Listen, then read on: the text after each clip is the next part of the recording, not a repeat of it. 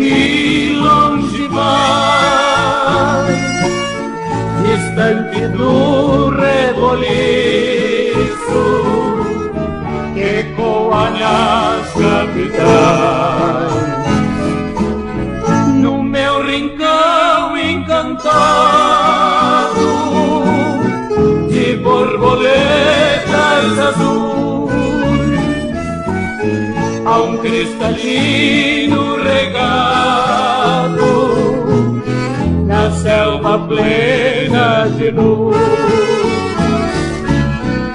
Na mata tem mil belezas, igual folha e não há. Tem aves de cores vivas e cantos de sabiá. Eu prefiro meu sertão, bem agreste esmeraldino, o meu ranchinho de palha, sempre alegre e pequenino.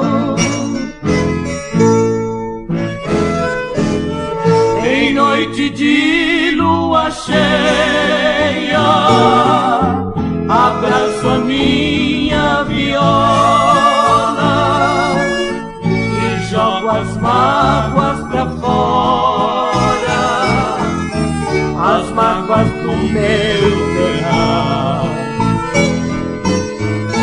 Quando chega a madrugada, no imponente fulgor, espia a lua de prata,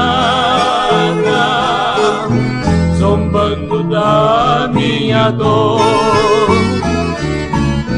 Ela não sabe que às vezes um sonho bom do passado a gente lembra cantando, cantando pra não chorar. É mágoa de gente simples lá do fundo do sertão, é a dor da amarga saudade que me aperta o coração. É a dor da amarga saudade que me aperta o coração. É a dor da amarga saudade